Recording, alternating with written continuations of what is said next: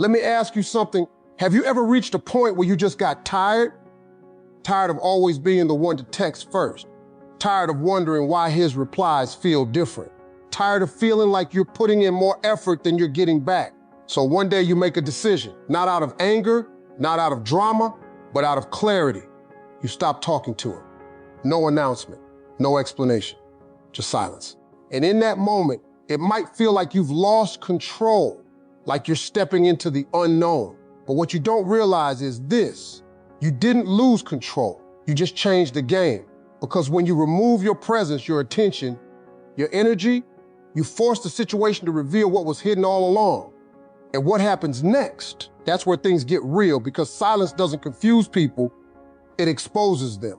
It shows you who was truly interested and who was just comfortable. So if you've ever wondered what really happens after you stop talking to him, not the fantasy, not the guesswork, but the truth, let's talk about it. There's something powerful that happens the moment you go quiet, something most people underestimate. When you stop talking to him, you remove the noise. And once the noise is gone, the truth gets loud. You see, as long as you're the one reaching out, checking in, keeping conversations alive, sending that extra message when things feel a little off, you're filling in the gaps. You're covering up the silence that would have otherwise revealed what's really going on. It's like being in a room with music playing all the time. As long as that music is on, you don't notice the little sounds, the cracks, the echoes, the emptiness. But the second the music stops, suddenly you hear everything clearly. That's exactly what happens when you stop talking to him. Before, you might have told yourself, he's just busy, or maybe he's not a big texter, or even, he likes me, he's just not great at showing it. But the truth is, consistent interest doesn't need excuses. When someone truly values you, they don't rely on you to keep the connection alive. They participate, they show up, they invest. And when you step back, when you finally stop filling in those gaps, you give him the space to either step forward or stay exactly where he is. Now here's the part people struggle with. Silence feels uncomfortable, because in that silence, there's no reassurance, no quick reply to calm your thoughts, no message to hold on to, just space. And in that space, your mind starts asking questions. Why hasn't he reached out yet? Is he even thinking about me? Did I do something wrong? But let me tell you something important. Those questions aren't a sign that something is wrong with you. They're a sign that you're finally seeing the situation without distractions. Because before, you didn't have time to question things deeply. You were too busy engaging, responding, maintaining the connection. Now, you're observing, and observation brings clarity. You start to notice patterns you ignored before. You realize how often you were the one initiating, how many times you kept conversations going when they were dying, how frequently you adjusted your energy to match his. And that realization, it's not always comfortable, but it's necessary. At the same time, something else is happening on his end.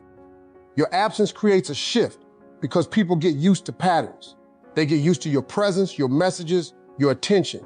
And when that suddenly disappears, it disrupts their normal. Now he has a choice to make, and this is where the truth shows itself clearly. If he was genuinely interested, if he truly valued the connection, he won't sit there for long. He'll notice the difference. He'll feel that something is missing. And more importantly, he'll do something about it, not because you forced him, not because you reminded him, but because he wants to. That's real interest. But if he doesn't reach out, if he stays silent too, that silence speaks just as loudly. Because effort isn't complicated. It doesn't require perfect timing or the right words. It just requires intention. And when that intention is missing, no amount of your effort can replace it. This is why silence is so revealing. It removes the illusion. It takes away the maybe. It clears out the confusion, and it replaces guessing with knowing. Now, I'm not saying this to make you feel discouraged. I'm saying this because clarity is a gift, even when it doesn't give you the answer you were hoping for. Because think about it. Wouldn't you rather know where you truly stand than keep investing your time and energy into something uncertain? Wouldn't you rather see his real level of effort than build a connection based on assumptions? Silence gives you that truth. And here's the deeper part most people miss. It's not just revealing him, it's revealing you. It shows you how much you were overextending, how much you were trying to hold something together on your own, how often you ignored your own needs just to keep the connection alive. And once you see that, you can't unsee it. You begin to understand that a healthy connection doesn't require you to constantly prove your worth. It doesn't make you feel like you have to earn someone's attention. It doesn't leave you questioning where you stand. It flows. There's mutual effort, mutual interest, mutual respect. And if that's not what you're experiencing, then silence isn't taking something away from you. It's protecting you from giving more to something that isn't giving back. So instead of fearing that silence, start respecting it. Because in that quiet space, you're no longer distracted by constant communication. You're no longer caught up in overthinking every message. You're seeing things for what they are.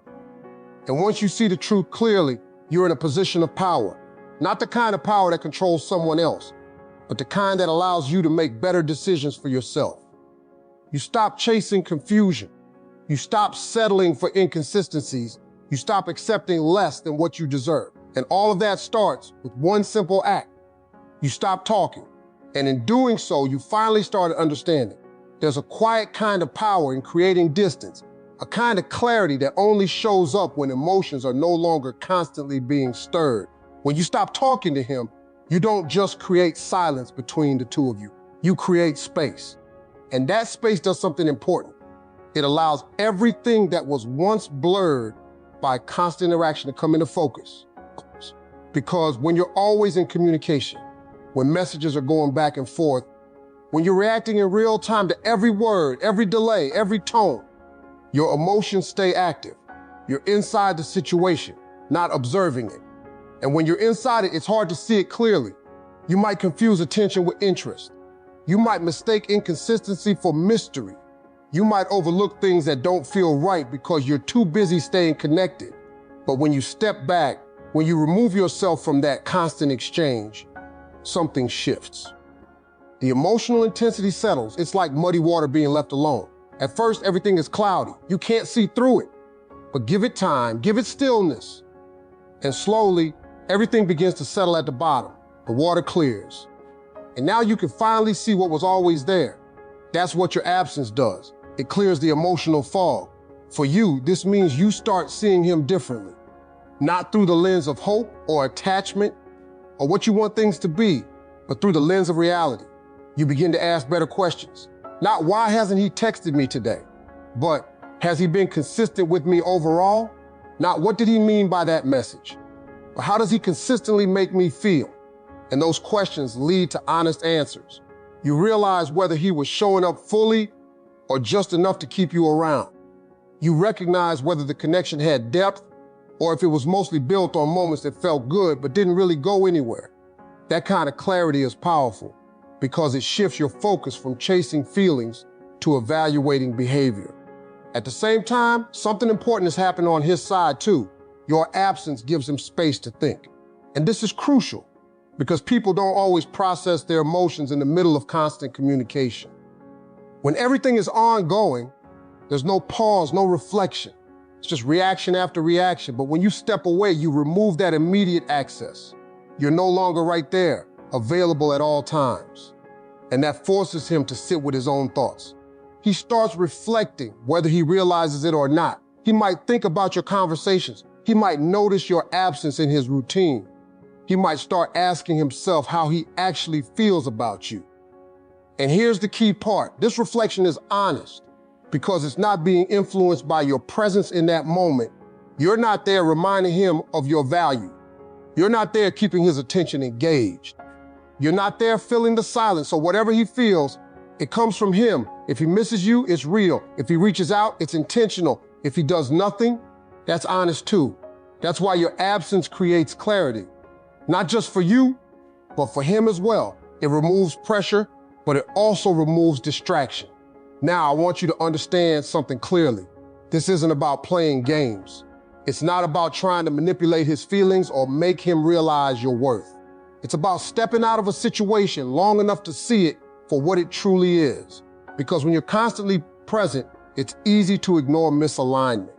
It's easy to keep going with something that doesn't fully satisfy you just because there are enough good moments to keep you hopeful. But distance challenges that hope. It asks, is this really what you want?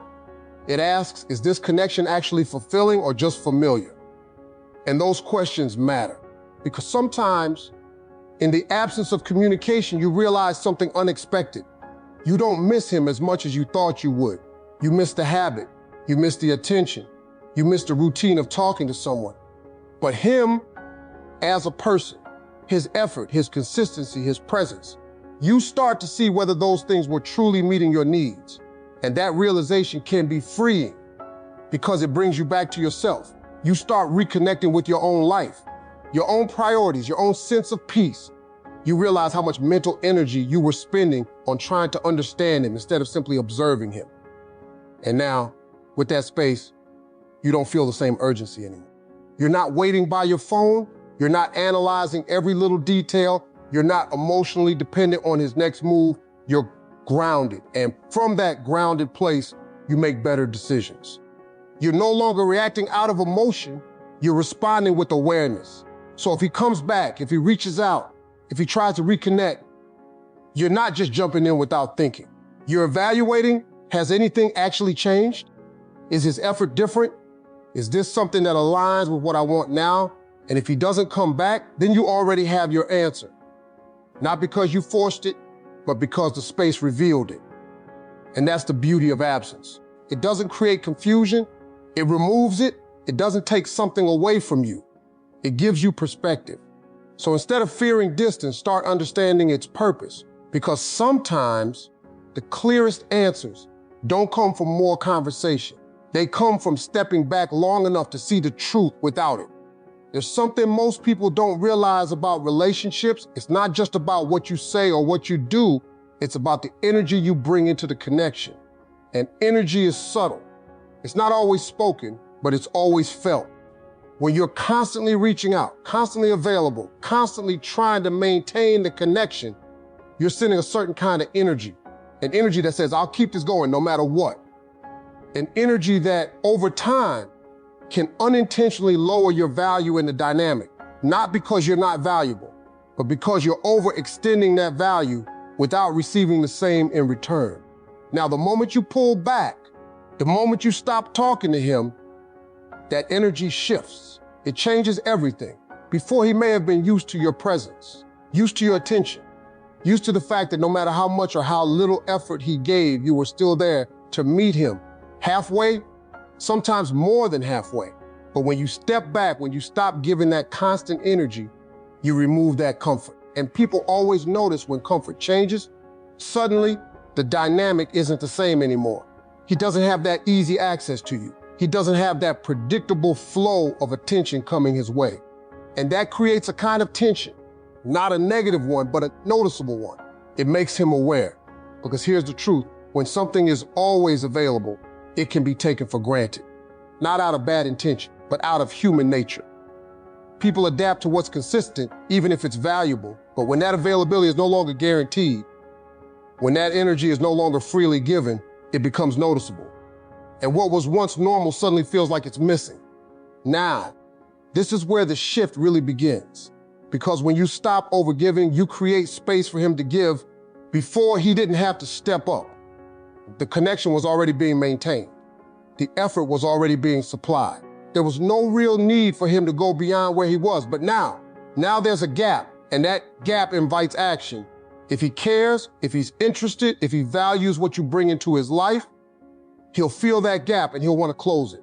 He'll reach out, he'll put in effort, he'll try to reconnect, not because you asked him to, but because the energy has shifted in a way that calls for it.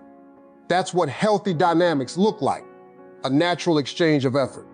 But if he doesn't step up, if he stays exactly where he is, even when your energy is no longer there, that tells you something just as important. It tells you that the connection was being sustained mostly by you. And I know that realization can be tough because it forces you to see that what you thought was mutual may not have been balanced. But here's the empowering part. Once you see that, you gain control because you're no longer stuck in a cycle of overgiving and under-receiving. You begin to understand that your energy is valuable, that your attention is something that should be reciprocated, not assumed. And this is where your mindset starts to change. You stop thinking, what can I do to keep him interested? And you start thinking, is he doing enough to keep my interest? That shift alone changes your entire approach to relationships. You become more selective, more aware, more grounded in your standards, because now you've experienced what it feels like to pull back and observe. You've seen how quickly things can reveal themselves when you stop trying to control the outcome. And more importantly, you've felt the difference within yourself, because when you're no longer pouring all your energy into someone else, you start reclaiming it. You feel less anxious, less reactive, less dependent on his responses. You start focusing on your own life again, your goals, your happiness, your peace of mind, and that energy, that self-focused, grounded energy, it's powerful. Not because it's meant to impress him, but because it naturally makes you more attractive. People are drawn to those who value themselves, to those who don't overextend just to be chosen, to those who can give, but don't lose themselves in the process. So when your energy shifts, it doesn't just change how he sees you, it changes how you see yourself. And that's the real transformation. Because now, even if he comes back, even if he starts putting in more effort, you're not the same person who was overgiving before. You're more aware. You're paying attention to consistency, not just moments. You're looking for effort, not just words. You're valuing reciprocity, not just connection. And if he matches that energy, then something real can grow. But if he doesn't, you won't feel the need to chase, convince, or prove your worth, because you've already experienced what happens when you stop overgiving. You've seen the truth, you've felt your power, you've shifted your energy, and once that shift happens, you don't go back to being the one who carries the entire connection. You move forward as someone who expects mutual effort and is willing to walk away from anything less. There comes a moment in every situation like this where it stops being about him and starts being about you. And that moment usually begins the second you decide to stop talking. Not because you're trying to punish him, not because you're playing a game, but because somewhere deep down, you realize something doesn't feel right anymore, and you're no longer willing to ignore it. That decision to step back, to go quiet, to remove your constant presence, that's not weakness, that's self-respect. But here's the thing about self-respect. It's easy to talk about, but it's not always easy to practice, because the moment you choose it, you're also choosing discomfort. You're choosing not to text when you feel the urge. You're choosing not to check your phone every few minutes, hoping his name pops up. You're choosing not to chase clarity through conversation. And that takes discipline, because part of you will want to go back to what's familiar. Part of you will say, maybe I'm overthinking, maybe I should just reach out. But self-respect doesn't come from doing what's comfortable. It comes from doing what's aligned with your worth, aligned with your standards, aligned with the kind of connection you actually want. And when you hold that line, when you don't break just to ease your emotions, something powerful begins to happen inside you. You start rebuilding your sense of value. Because every time you choose not to chase someone who isn't showing up for you, you're sending a message to yourself. You're saying, I matter too. My time matters. My energy matters. And the more you reinforce that message, the stronger it becomes. You stop looking for validation from him because you're giving it to yourself. Now let's talk about what this does to the dynamic. When you operate from self-respect, your energy changes completely. You're no longer trying to prove your worth to him. You're no longer adjusting yourself just to keep his interest. You're no longer tolerating inconsistency just because you like him. Instead, you become someone who observes, who evaluates, who chooses, and that kind of presence, it's powerful because it creates a natural boundary, one that doesn't need to be announced, explained, or defended. It simply exists, and people can feel it. They can feel when you're no longer available for half effort. They can feel when you're no longer willing to accept confusion. They can feel when your time and attention are no longer easy to access. Now, some people will respond to that by stepping up. They'll recognize the shift. They'll realize that if they want to be part of your life, they have to meet you at a higher level. And that's a good thing. But others, they won't. They'll stay where they are. They won't rise to meet your standards. And in the past, that might have been where you tried harder, gave more, lowered your expectations just to keep them around. But now you see it differently. Because self-respect changes your priorities. You're no longer focused on keeping someone in your life at any cost. You're focused on whether they deserve to be there. And that shift right there, that's where your real power is. Because you stop tolerating what doesn't align with you. You stop making excuses for behavior that doesn't feel right. You stop holding on to potential instead of reality. You stop convincing yourself that maybe it'll get better when there's no real evidence of change. Instead, you accept what is. And acceptance isn't giving up. It's seeing clearly. It's recognizing that someone's actions are their truth, that how they show up consistently is who they are in this moment.